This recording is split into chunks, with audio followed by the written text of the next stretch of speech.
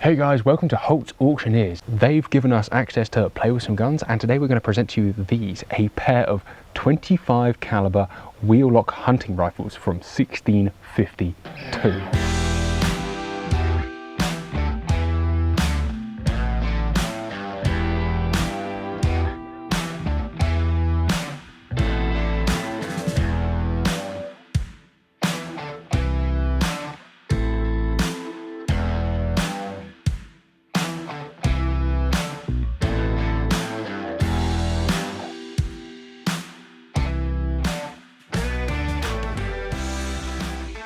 It seems a bit farcical, but let's have a look over them, I guess.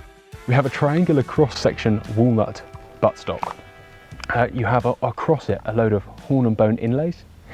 If we flip it over, we actually have a patch box on the back, a sliding patch box. So you have all of this beautiful inlay work. Just double check that this is the #1 gun. It is, there we go. And then there you have your patch box inlet into the gun. You have old Steyr stamps on there as well, and completely unrelated to the gun, but that's quite exciting. So moving on to the actual lock itself, we have fully hand engraved, obviously, with hunting scenes across the plates. Both these guns aren't actually matching in engraving, but both of the locks are, and you have a little cherub fighting a mythical beast on there. And it really, as I said, just really, it took my breath away to look at it, to think that this is older than America. That's amazing, isn't it? So how the wheel lock works before we go any further. This comes up, and in here is housed a little bit of flint, or a bit of metal, sorry.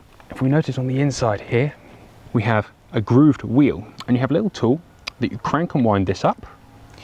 You put your lock cover back down on there.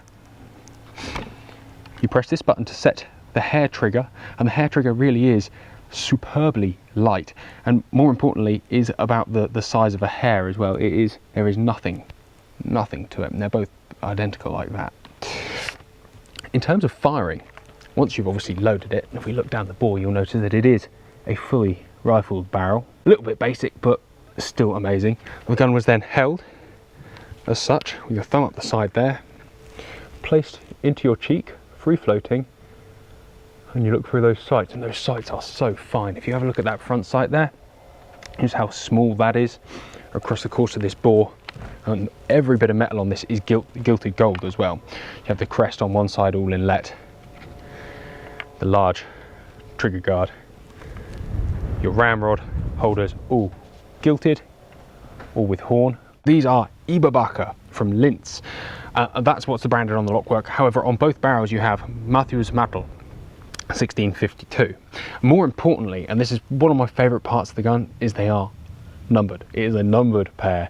That they've stayed together all of this time in itself is an absolutely fascinating thing.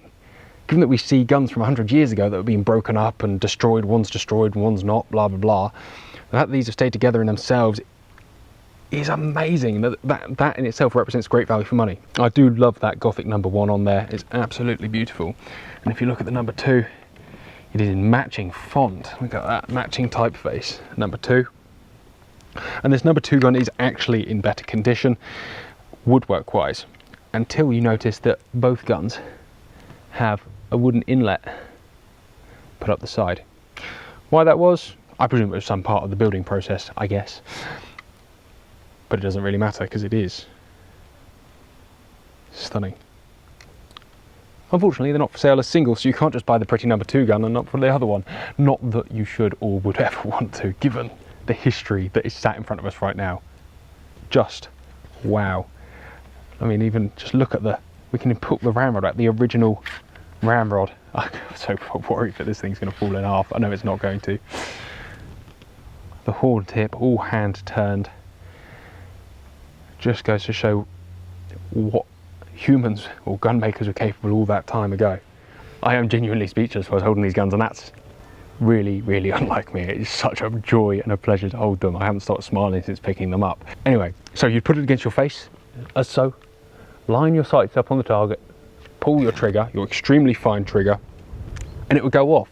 And we're in 1652, We're not talking particularly fine or refined powders. The recoil on the burn rate was so slow, as such the recoil was particularly low, and that it wouldn't kick or destroy your shoulder or your face in any way.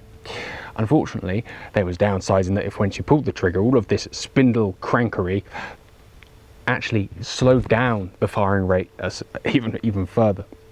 So we almost need a little bit of planning and preparation before pulling the trigger on this one.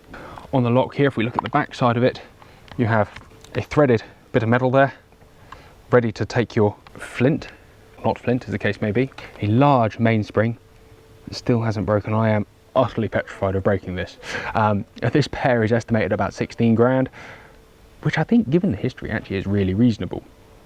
But you can beg to differ, but you'd be wrong on that one, I'm afraid. You have on the back here a rear leaf sight, and again, all engraved with that floral acanthus, and it actually has a flip-up factor. The flip-up factor is not sprung on either gun. However, it's engineered well enough that it doesn't fall down with use, so you can rely on it to be up there. Unfortunately, both guns have plenty of signs of age, with cracked stocks that have been repaired, some repaired and some not. You have filler in some sections, dents, mismarkings, mild damage to the woodwork or mild misplacement to the woodwork. I joked with the guys about, are they fireable? As their answer was if you're willing to risk the money that you paid for them, which is fair enough. If we look at some of the metal parts as well, you'll notice there's certain splits. It shows the signs of being nearly 400 years old. I do apologise for waxing lyrical about this, but it is